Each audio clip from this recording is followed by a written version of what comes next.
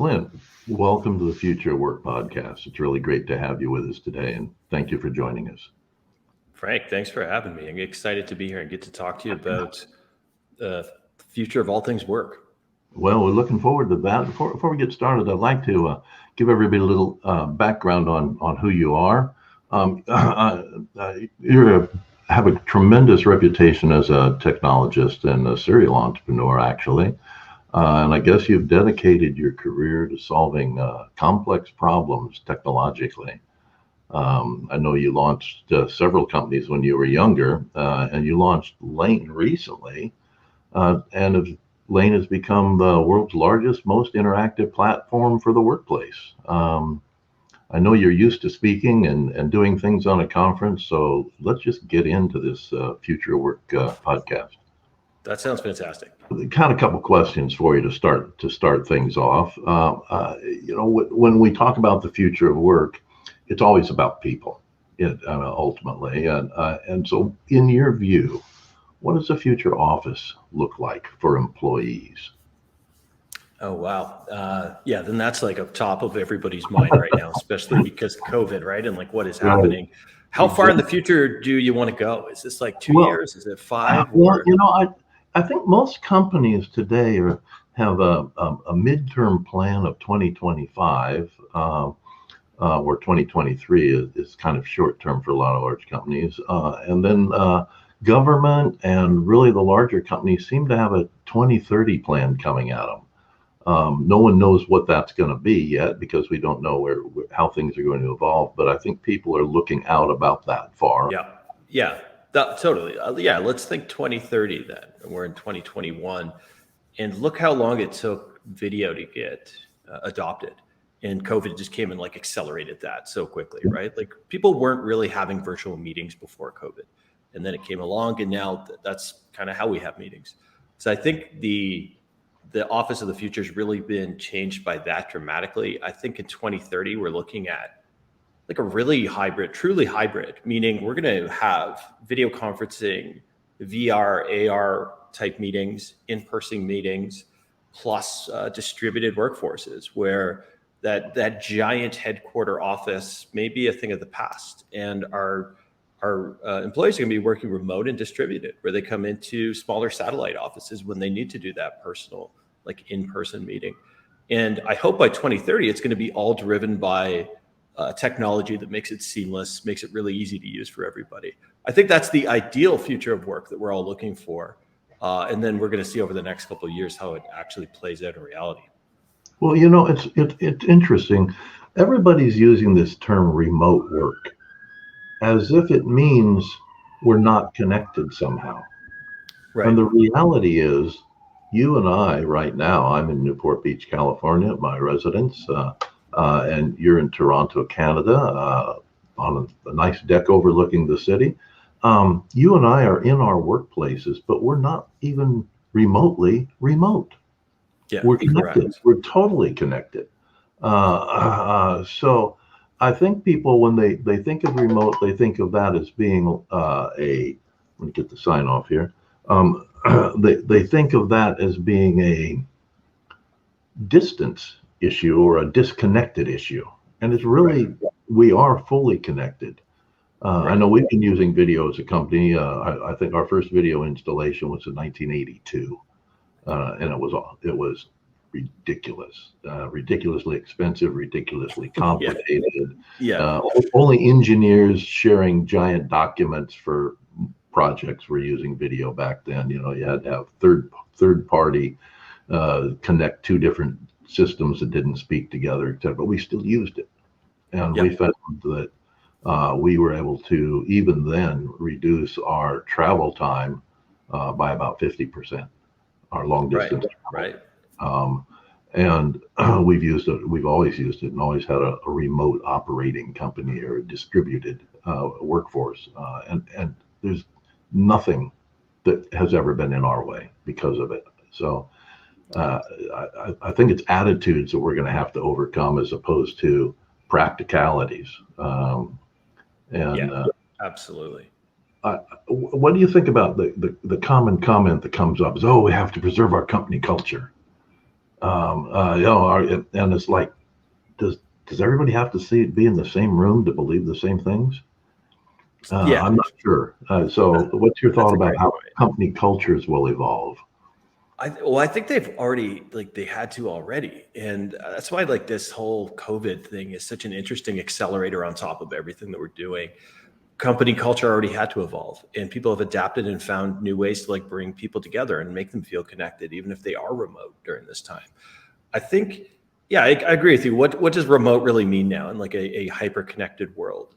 To truly be remote, you'd have to be pretty far away and like actually disconnected from the internet, which is getting less and less likely anywhere you go. So I do agree. Like the word remote doesn't really make as much sense anymore. You're still connected, even if you're working in another city. You could be in a city in Europe working for your company, but you're definitely connected. You've still got great coffee shops to go to and co-working places and opportunities to hop on video chat and meet your company.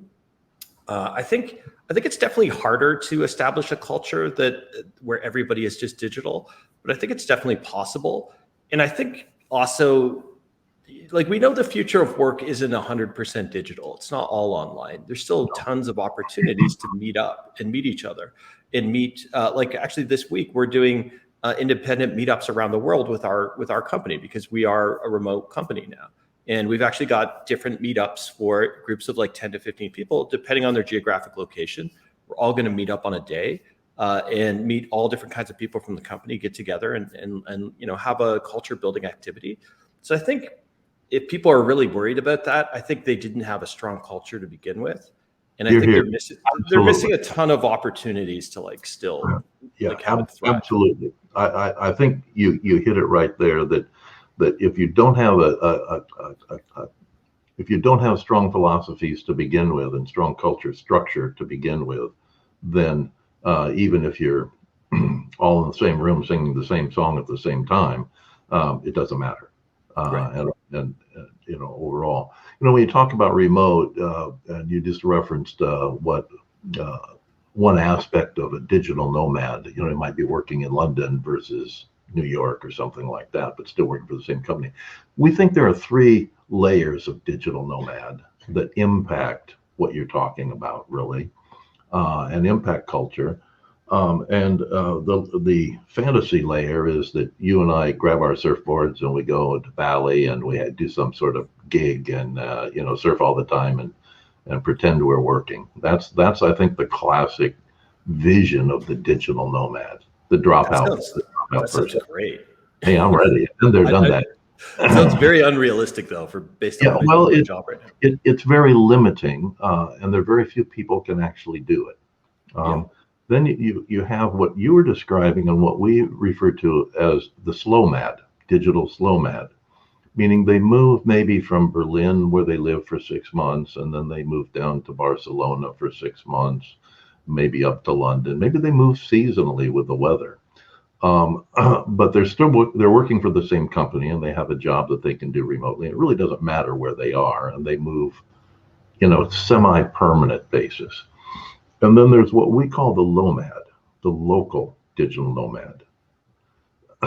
And if you think about it, you're a LOMAD. I'm a LOMAD. Okay. The greatest percentage of workers, when you talk about hybrid work today, are already digital nomads. They just haven't been defined as a group and they haven't learned to function overall in that capacity structurally. But we are all travelers. There's no such thing as an office occupier anymore. Everybody's a traveler. Everybody is a LOMAD in some respects. And I think that just that recognition of that aspect of work sort of makes the thought processes about hybrid work or remote work or anything very easy and very practical. Um, Yeah, I love that terminology actually, because most of our staff that are 25 to 32 are all slow mads, as you described it. They actually want to, they don't want to live in the same city for too long. They want to do no, 6 months no, here, we have 6 months the there. same thing. We have the same Yeah. thing. The producer of this podcast it falls into that category. He's moved around several times since he's been part of our team, and he does a great job. And there's no no recognition that he's not there. You know, Right. we have quite a number of people like that as well. So it works overall, particularly for younger people. And I think it makes them better employees, honestly, because and teammates, because they have the chance to learn more.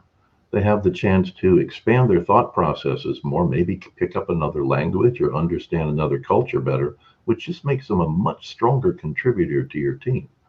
Absolutely. So And I'm and fully they're in favor of happier. that.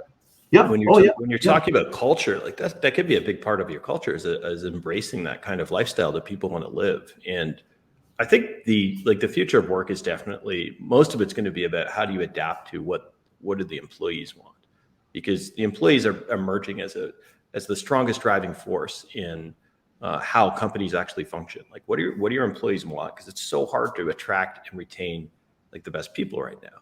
Like Yeah. that is, and that's always been a problem. It's now a bigger problem, and because of COVID now, it's an even bigger problem. We're facing like the Great Resignation, as people just don't want to come to work anymore unless you can offer them something great. And I think this is something you really gotta embrace. You've got to embrace this and offer this. If we can let our team be slow mads or nomads or low mads. Any one of those are great. And I think that's kind of the future of work, where we have to support all these different working modalities for our team because they're all equally important. And it's very unlikely that we're going to build a company of hundreds of people that all have one working modality. That seems very unlikely, that we're only going to have slow mads, or we're only going to have people who want to come into the office, or that seems unlikely to happen. Well, I think you mentioned an age group that fell into your first category, your slow man category. Um, I think that as you look at working modalities, as you call it, it has a lot to do with the maturity of the individual. And by maturity, I'll use age maturity, not emotional or mental maturity. At a certain point in your life, you want to explore and look at things. At a certain point in your life, you start to settle into things with a partner. At a certain point in life, you've established your home base with a family. And in each of those cycles, you shouldn't have to necessarily change jobs or change companies. You That's should right. be able to see the and fulfill the growth vision that you had when you started your first job. Say, well, I'll take this job for a while and then I'll get a real job. Oh, I'll take this job for a real job for a while and then I'll see if I can turn it into a career. No, you can start your career and go through this work phase from day one and follow your dream and right when you want to. You don't need to hold that off. And I think that's an offering that companies can make to win the war for talent with a lot of people. And it is a battle. It started long before COVID. It was starting aggressively in 16 and 17. And we were talking to larger companies that putting together flexible workplace programs back then because they couldn't hire talent if they didn't do that. And their idea of a flexible workplace program was, well, you can work from home one day a week. Yeah, yeah, Yeah, that's right. right. Flexible. Very But flexible. now I think HR is going to be a driving force rather than an administrative function in the way companies are organized economically. Yes, yeah. They have not been in the past. They've been an administrative function and an overhead, but I think strategically they will be a driving force in the way companies are created and the way they're organized and managed overall, Yeah. not just taking care of bits and pieces.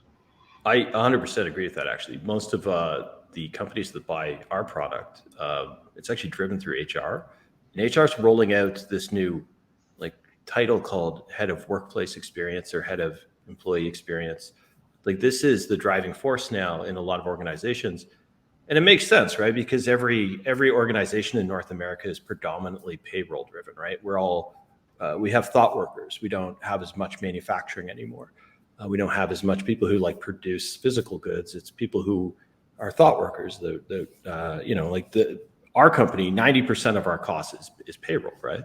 So of course, it's in our best interest to maximize well, first attract the best people, keep them here, maximize their productivity, give them whatever they need to be as successful as possible. It kind of just makes sense, right? And I love what you said too about like this was already happening before COVID. I actually feel like a lot of this stuff was happening before COVID, and there was all these things that we already knew that we should have been doing, like these open floor concept offices where everything's just super noisy and nobody can concentrate. Like we knew that was a bad idea already, right? Like we knew that before COVID, and we should have been all going in this direction, but for some reason we weren't. And so I totally agree. Like there was a lot of knowledge before COVID. Some people were taking action, and it's not like COVID invented all these new ideas. It feels more like it just kind of shook people up and made them realize what they should have already been doing all along. Well, I'll tell you where that shakeup has come. I think the people in HR knew they needed to have something to win the war for talent, or to at least be in the game overall. But I think what COVID has done is, and I tell the same little story oftentimes. You have the CEO and the CFO of a company walking through the corporate headquarters during COVID, and they look around and the CEO says to the CFO, where is everybody? And well, they're all working somewhere else. The whole place is empty, right? And the CEO says, well, company's doing fine. Yeah. And the CFO says, we don't need this anymore. And so that comes down to repurposing. And as soon as the CFO says that, the brain starts going. And the CFO says, wait a second, I have 1 million square feet of space on an average of a 7-year lease term at $4 per foot. Blah, blah, blah, blah. He does a quick calculation and says, I can move everybody down to a 3-year cycle by going to remote combinations of remote work, tech work, work from home, work from business centers, co-working centers, third places, etc. I can scalp 60% of my long-term lease liability, which is debt on my balance sheet, and I can move that into available funds, and I can grow the company at twice the speed. Yeah. So when they stop and say, well, we have an obligation to our employees, and they say, wait a second, why do we employ these people? Well, it's because we have a bigger obligation to our shareholders. That's right. Okay. As soon as they align their obligation to their shareholders with the opportunity or the obligation to employees, that is what will drive permanent action. And that is happening right now.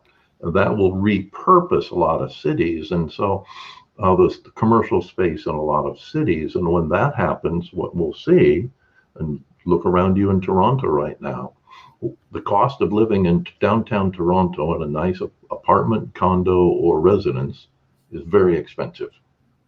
I think it might be the highest in the world right now relative to hugely expensive purchasing power. Yeah. Now look around you and look at all the commercial buildings and say, well, if we took a third of that space and turned it to residential, what would it do? That's right.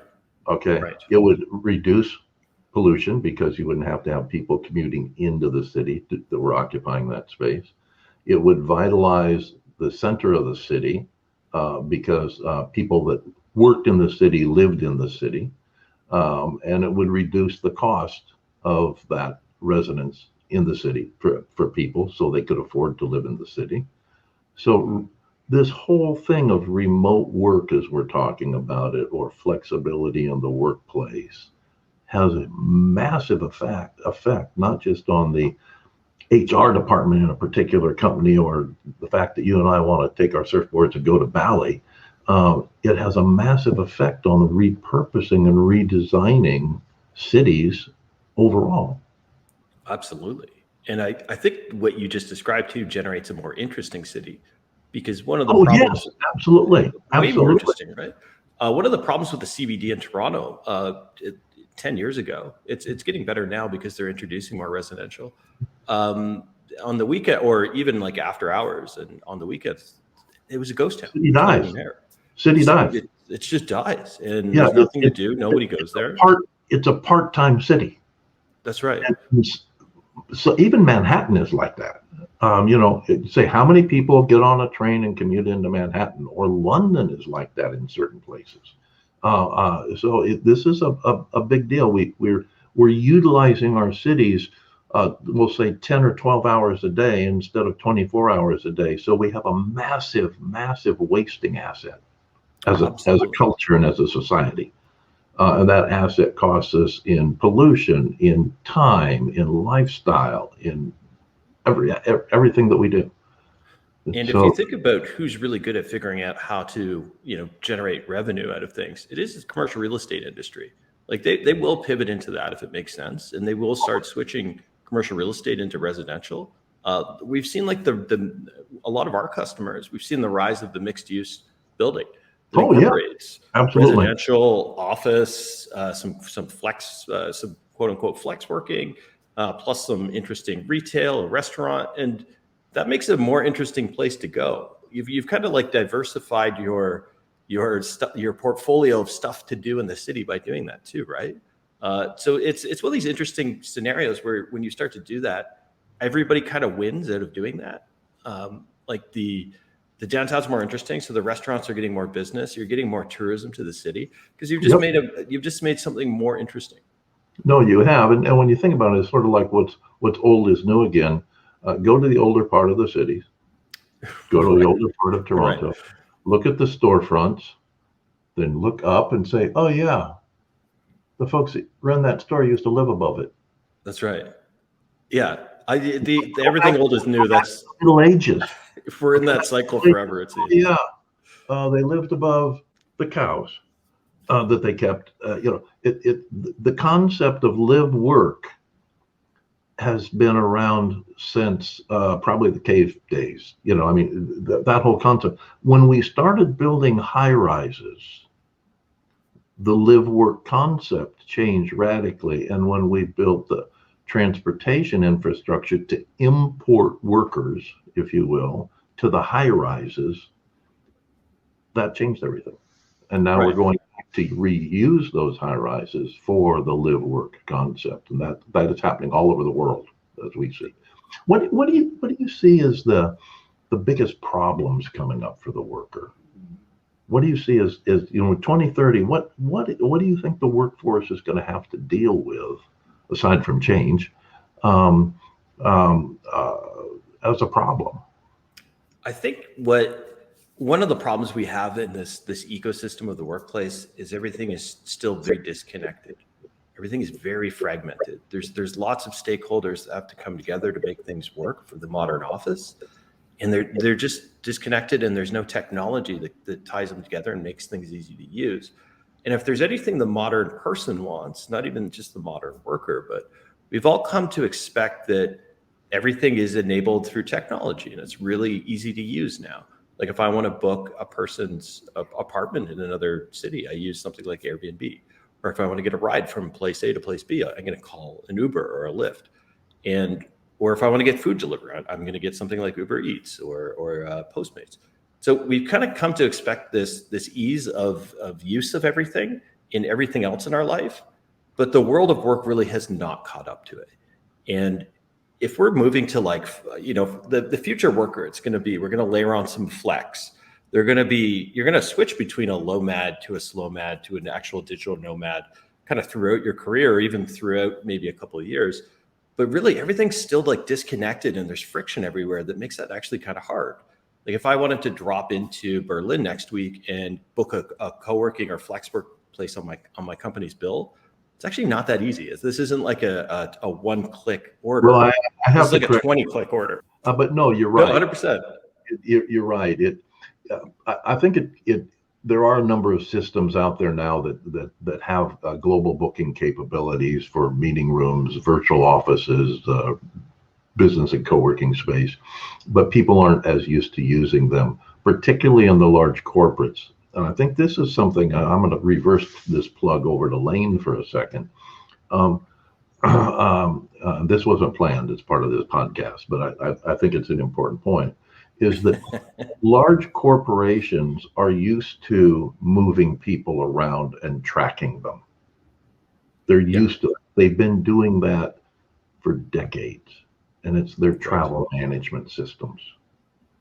That's Okay. right. Yeah, exactly. Travel management systems. They know when you book, after you've booked that co-working place in London, before you booked it, you booked an airline, you booked maybe a hotel. Not in London, you wouldn't have booked a rental car. Um, uh, and then separately, you booked a meeting space or a working space through another system. Well, they already know your cost, and they know down to the seat you sit in, what you paid for it. If you're a senior manager, whether you're flying business class or enhanced coach, what you're allowed to fly. They get an exception report if you're a senior manager and you're only allowed to do an enhanced coach, but you chose business class. Then your executive above you gets an exception report and grinds you on it. And they know all that already. They know minutia and detail beyond anything that's in facility management. Why aren't they using systems like that? And maybe this is a direction for Lane to go even more than it does, to track the workforce in the same way they track it. It gives them master contract capabilities. It gives them the massive amount of data to understand how to shape things. Those systems are already in place, and it's through the travel management. That's why I say there is no office occupier. There are only travelers. Use the damn travel systems. That's it. You got a very good point there. So when I go back to the fact that the workplace ecosystem is so fragmented and out of date. So if you take one of our customers, they've got 200 offices across North America that use our product. Each one of those offices is in a different office building who's managed by another company and maybe has a different owner.